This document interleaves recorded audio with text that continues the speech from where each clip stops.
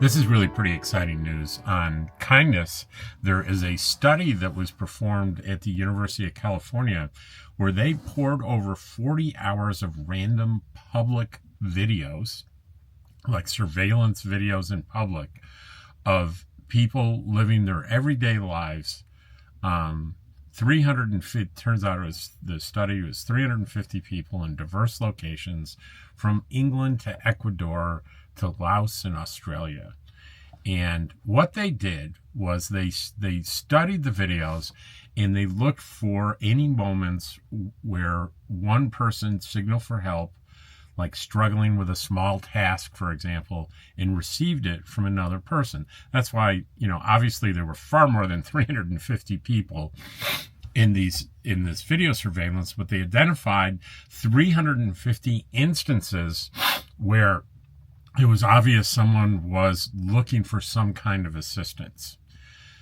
And here's what they found. Get this. More often than not, precisely 79% of the time, they get the help. It was consistent across cultures and wasn't influenced by any kind of relationship between the individuals. The study found that people provided assistance without explanation, while those who refused to request offered a specific reason, 74% of the time, suggesting they only refuse to help when they have a valid reason.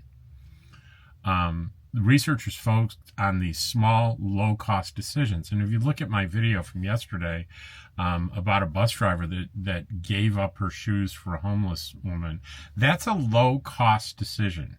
Really, you're not writing a check for $100. Unless you're a bus driver and you're driving really expensive shoes, which is doubtful. There's a low cost. And I talked quite a bit about, in a video yesterday, about how these little small acts of kindness, and I like the phrase low cost kindness, from my opinion, appears to be a evolutionary thing that's happening across the board. And this study that's saying, hey, we're looking across the world in different cultures and we're seeing the same results.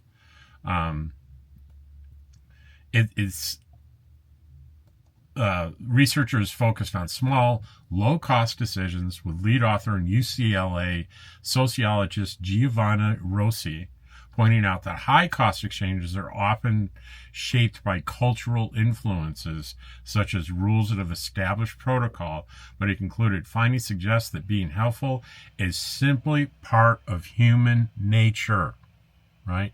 And I contend that this is a rapidly expanding part of human nature. I think that it was less in the distant past, and it's been growing over the years.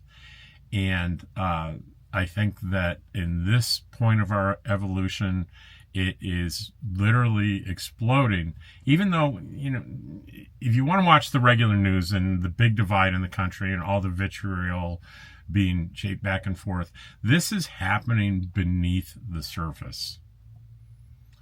And I think it's far more powerful than the divisiveness that you're seeing that's going on politically. I believe this deep down in my heart. My gut tells me this is true. I'll see you on tomorrow's positive video.